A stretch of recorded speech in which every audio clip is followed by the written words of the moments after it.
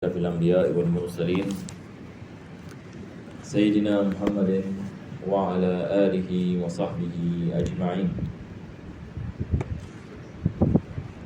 Alhamdulillah, para jemaah dirahmati Allah Subhanahu wa taala. Sebelum kita memulakan pengajian daripada kitab Ihya Ulumuddin karangan Al-Imam Al-Ghazali rahimahullah taala, seperti biasa insya-Allah kita memanjatkan kesyukuran kita kepada Allah dan kita berdoa kepada Allah Subhanahu wa taala agar Allah menjadikan pengajian kita ini sebab pengampunan bagi segala dosa, dan kita berdoa agar Allah mengabulkan segala hajat dan memberikan kepada kita syifa daripada segala penyakit zahir dan batin. Kita juga berdoa kepada Allah Subhanahu wa taala agar Allah menjadikan majlis ini sebab yang mana Allah menjaga kita dan pelihara kita daripada segala musibah dan kesusahan, daripada segala jenis bala dan wabak. Dan kita berdoa agar Allah sentiasa menghidupkan hati-hati kita dengan iman dan taqwa, dan menjadikan kita di antara hamba-hambanya yang sentiasa mengingatinya pada tiap-tiap masa dan keadaan. Kita berdoa agar Allah membukakan bagi kita pintu kefahaman dalam agama dan memberikan kepada kita taufik dan hidayah, yang mana dengannya dapat kita melaksanakan segala perintahnya dan meninggalkan segala larangannya. Dan kita juga mendoakan bagi semua kaum mukminin dan mukminat wal muslimin wal muslimat di mana saja mereka berada, dan agar Allah matikan kita dalam husnul khatimah. Amin. Dan mengumpulkan kita bersama Nabi kita sallallahu alaihi wasallam pada hari kiamat nanti. Amin ya rabbal alamin. Jadi sebelum kita meneruskan daripada mana kita berhenti daripada kitab yang mulia ini, seperti biasa saya melakukan sedikit ulang kaji dan ringkasan daripada apa yang kita telah membicarakan sebelum ini, supaya kita dapat memahami dengan lebih baik insya-Allah apa yang sedang penulis membicarakan. Sebab kitab ini kitab yang luas. Kitab ini dia kitab 5 jilid. Kitab Ihya ini kitab yang agak luas. Jadi kalau kita mengadakan bacaan seminggu sekali ataupun 2 minggu sekali, yang memerlukan ini kepada sedikit ulang kaji. Mudah-mudahan Allah memberikan kepada kita barakah insya-Allah. Kitab ini adalah kitab yang barakah. Kitab Al-Imam Ghazali ini, ulama-ulama kita menasihati untuk kita membacanya. Ini merupakan daripada kitab yang Allah Subhanahu wa taala memberikan barakah. Apakah dalilnya? Dalilnya adalah kitab ini wujud lebih 1000 tahun. Jadi dalam lingkungan 1000 tahun. Allah Subhanahu wa taala menyampaikan kitab ini sampai kita yang ada pada akhir zaman ini. Jadi tak banyak kitab-kitab yang sampai kepada kita. Tetapi kitab-kitab yang ditulis dengan ikhlas dan disebabkan penulisnya, maka kita lihat bagaimana Allah Subhanahu wa taala memberkati penulisan-penulisan, walaupun setelah ini mereka meninggal dunia, cecahnya 1000 tahun. Dan ini adalah perkara yang sangat luar biasa. Jadi apa yang kita mempelajari daripada kitab ini, penulis mendapatkan pahalanya. Walaupun penulis masya-Allah dia meninggal dunia pada tahun 505 Hijriah. 505. Jadi kalau kita tolak 505 Hijriah, kita ambil 1444. Kita menolak 505 Hijriah. Jadi sekitar lebih kurang 900 tahun. Al-Imam Ghazali telah hidup ini pada zaman itu. Mudah-mudahan Allah Subhanahu wa taala memberkati kita bersama insya-Allah. Jadi Al-Imam Ghazali sedang membicarakan tentang ilmu syar'iyyah. Dia mengatakan ilmu syar'iyyah ini terbagi kepada 4 bahagian. Jadi kita telah membicarakan bahagian yang pertama, bahagian yang kedua, bahagian yang ketiga. Hari ini insya-Allah kita akan membicarakan bahagian yang keempat. Bahagian yang pertama, beliau menamakannya sebagai usul. Usul, yakni asal, iaitu balik kepada Al-Quran, Sunnah, ijtihad dari sahabat, dengan ijma'. Ini yang beliau maksudkan dengan usul. Yang kedua adalah furu', iaitu cabang. Dan cabang ini beliau membicarakan 2 jenis ilmu. Pertama sekali adalah ilmu fiqih, hukum ahkam. Yang kedua adalah ilmu yang bersangkut paut dengan mensucikan hati. Apa yang hari ini kita memanggilnya sebagai ilmu tasawuf ataupun tazkiyah ataupun tarbiyah. Jadi ini yang tiga, yang pertama yang disebutkan oleh beliau. Hari ini kita akan masuk kepada yang keempat. Jadi yang pertama sekali kita ada ilmu yang bersangkut paut dengan Al-Quran, dengan Sunnah, dengan Ijma'. Yang kedua adalah ilmu fikih dan juga ilmu tasawuf. Maka yang keempat ini beliau mengatakan ad-darbu rabi' al-mutimmat. Yani beliau mengatakan jenis yang keempat ini beliau menamakannya al-mutimmat. Yang pertama adalah usul, yang kedua adalah furu', yang ketiga al-muqaddimat. Dia menamakan al-muqaddimat. Ini adalah ilmu alat. Ilmu alat. Seperti ilmu nahwu, ilmu bahasa, ilmu tulisan, yang mana dengannya dapat kita memahami ibarat. Ini beliau menamakannya sebagai al-muqaddimat. Yang keempat adalah al-mutimmat. Al-mutimmat ini maksudnya ilmu yang menyempurnakan. Jadi kita ada usul, furu', muqaddimat dengan mutimmat. Apakah yang dimaksudkan dengan al-mutimmat? Beliau mengatakan وَذَلِكَ فِي عِلْمِ الْقُرْآنِ فَإِنَّهُ يَنْقَسِمُ إِلَى مَا يَتَعَلَّقُ بِاللَّفْظِ كَتَعَلُّمِ الْقِرَاءَاتِ وَمَخَارِجِ الْحُرُوفِ. Beliau mengatakan ilmu yang menyempurnakan adalah ilmu yang bersangkut paut dengan bacaan Al-Quranul Karim, tajwid dan juga sebutan makhraj. Jadi mempelajari tentang makhraj, mempelajari tentang qiraat. Yang kita ada cabang yang di dalam ilmu Al-Quran, bacaan yang dikenali sebagai ilmu qiraat. Jadi kita ada qiraat yang 7 yang mutawatirah. Juga kita ada qiraat 10. Dari ilmu qiraat ini dia menerangkan kepada kita perbezaan dalam segi bacaan. Sebagai misal suratul Fatihah, kita ada bacaan biasa kita baca Malik Yaumiddin. Kita juga ini ada qiraat yang tidak memanjangkan mim, Malik Yaumiddin. Jadi kalau kita melakukan solat misalnya di belakang imam, dia tidak memanjangkan mim. Maka ini adalah perkara yang biasa. Kalau kita pergi di Yaman, bila saya berada di Yaman, di sana imam-imam mereka tidak baca dengan qiraat hafaz. Jadi apabila mereka membaca suratul Fatihah, dia Fatihah berbeza dengan kita. Kita baca Malik Yaumiddin. Tetapi imam-imam di sana, orang sana mereka baca Malik Yaumiddin. Jadi kalau kita tidak mengetahui perkara ini, mungkin kita menanggakan imam ni kenapa salah baca pula. Tapi sebenarnya bukan salah baca. Ini adalah qiraat. Dia ada sebutan yang berbeza. Dan Nabi kita SAW apabila dia membaca Al-Quranul Karim, maka dia menerangkan kepada para sahabat perbezaan di antara satu bacaan dengan bacaan yang lain. Dan ini semua kita ada sanadnya kembali kepada Nabi SAW. Al-Imam Ghazali beliau mengatakan ini adalah mutimmat. Maksudnya dia bukan daripada ilmu usul, dia bukan daripada ilmu furu', dia bukan daripada muqaddimat, tetapi dia adalah ilmu yang menyempurnakan keilmuan dari seseorang. Sebab ini berkenaan dengan qiraat ini, kita kalau mempelajari satu qiraat sudah mencukupi.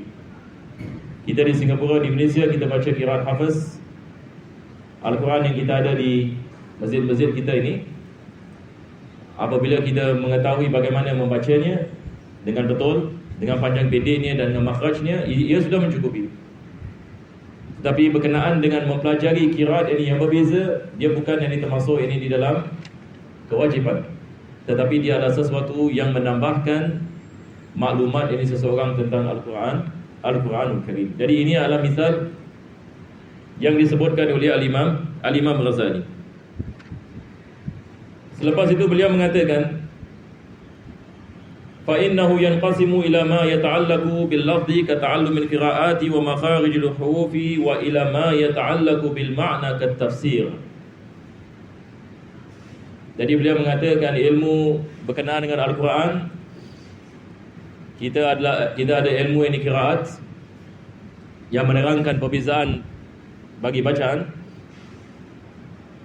dan juga kita ada ilmu makharijul huruf, mempelajari tentang makhraj huruf dalam Al-Quran.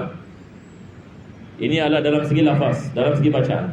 Selepas itu dia mengatakan dalam segi makna kita ada ilmu tafsir. Maka ilmu tafsir adalah merupakan ilmu yang membahaskan tentang makna ini di sebalik ini Al-Quranul Karim. Jadi kita ada ilmu yang bersangkut paut dengan bacaan, dan kita ada ilmu yang bersangkut paut dengan memahami tentang ayat-ayat Al-Quran. Fa inna i'timadahu aidan 'ala an-naqli idhil lughatu bi mujarradiha la tastaqillu bihi wa ila ma yata'allaqu bi ahkamihi kama'rifati an-nasikh wal mansukh wal 'am wal khas wan nass wal zahir. Jadi beliau mengatakan daripada ilmu mutimat juga adalah ilmu yang bersangkut paut dengan bahasa dalam memahami dalil.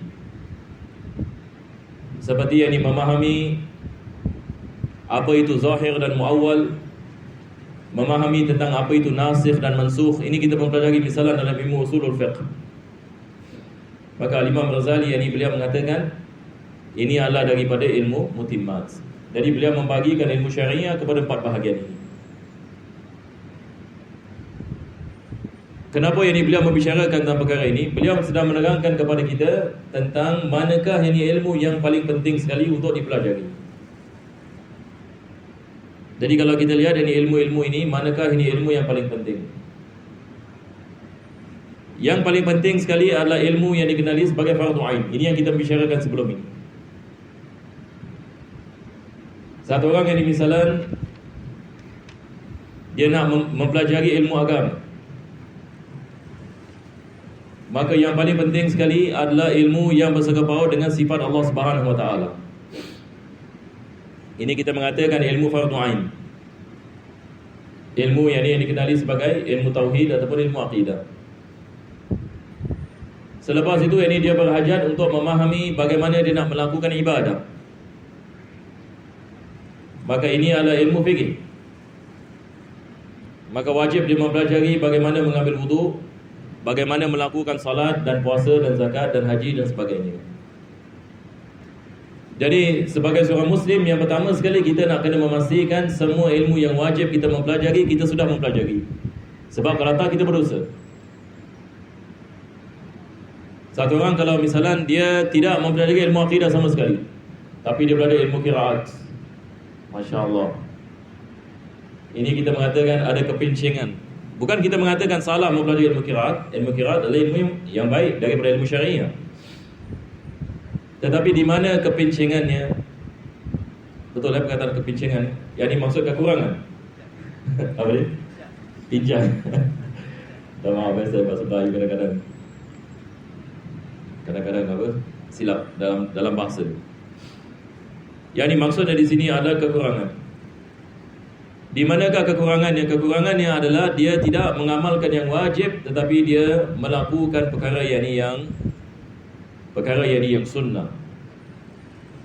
Yang ibarat kalau satu orang misalnya dia melakukan salat, dia tidak baca Fatihah tapi pada surah.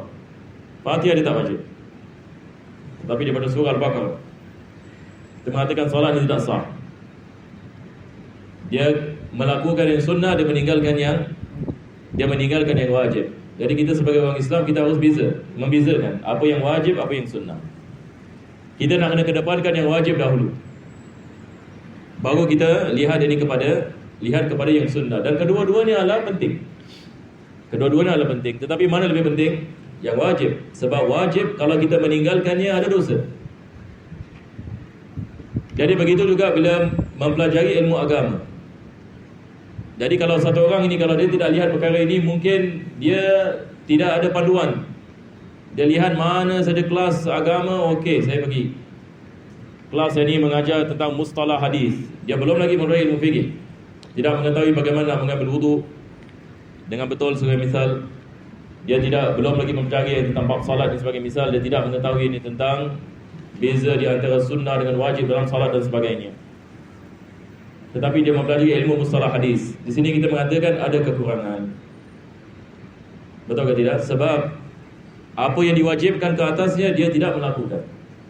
Tetapi apa yang tidak diwajibkan itu yang dia melakukan. Jadi dalam mempelajari ilmu ini kita mesti ada apa yang ulama kita mengatakan manhaj. Manhaj ini kalau dalam bahasa kita panggil apa? Macam silibus. Mesti ada silibus. Yang ni kita nak kena pentingkan yang penting dahulu, baru yang seterusnya. Jadi Al-Imam Ghazali bila dia membicarakan tentang ilmu syariah, dia menerangkan kepada kita apa yang dimasukkan dengan asal dan apa yang dimasukkan dengan cabang. Mana yang kita nak kena tahu dulu.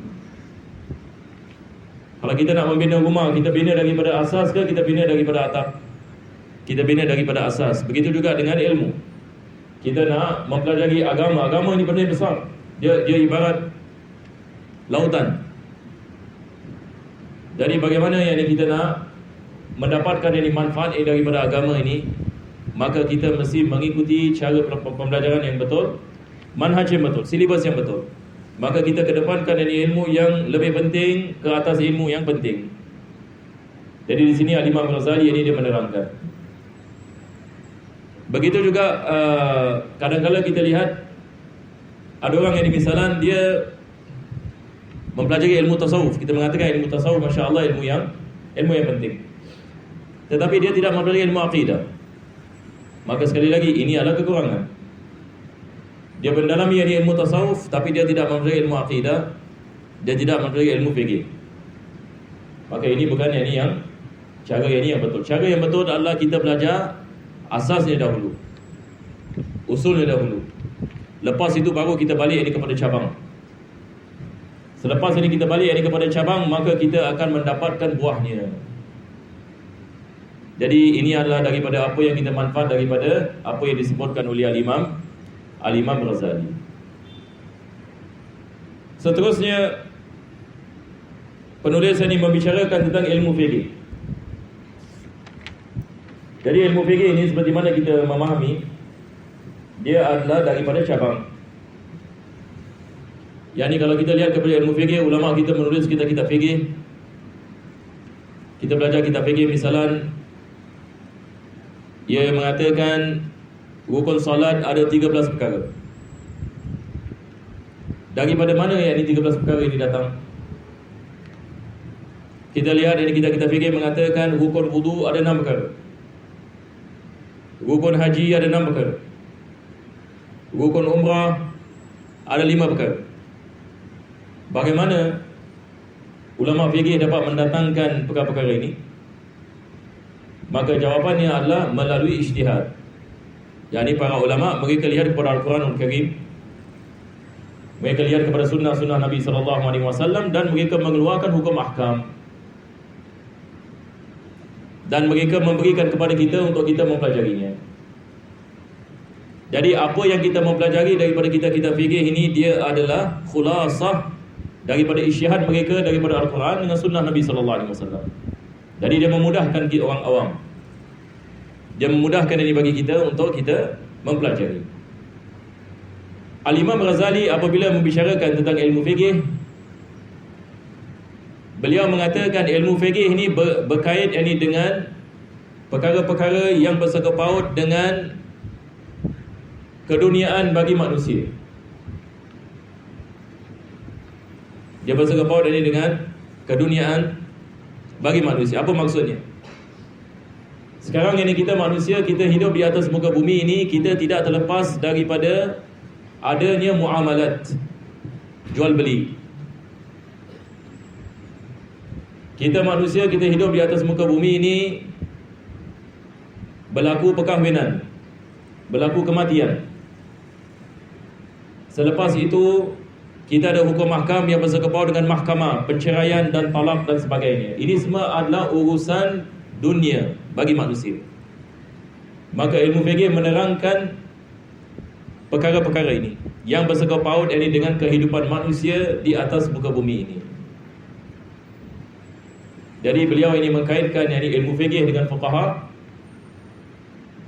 Beliau mengatakan ilmu ini bersangkut paut ini dengan yang keduniaan yang bagi manusia. Dan beliau menerangkan kenapa.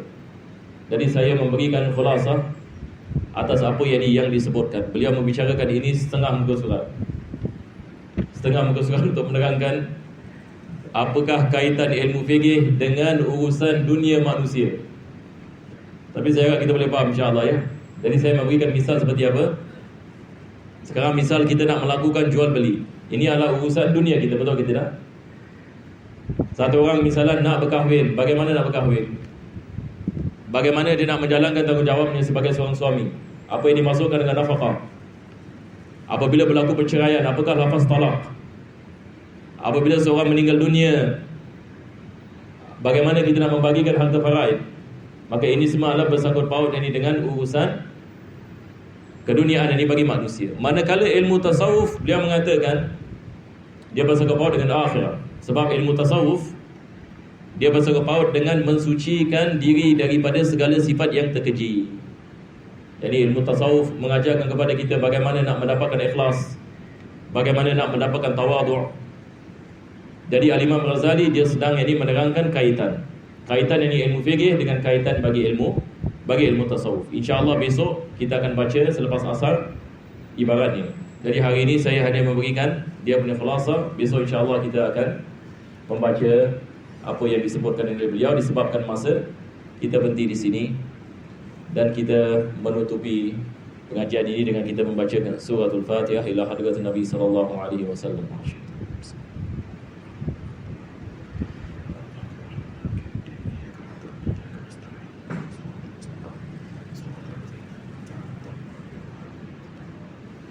ربنا تقبل معنا إنك أنت السميع العليم وتب علينا إنك أنت التواب الرحيم واختم بصالحات أعمالنا وآجلنا الله يا كريم بفضل سبحان ربك بالعزة عما يصفون وسلام على المرسلين الحمد لله رب العالمين تقبل الله منكم السلام عليكم ورحمة الله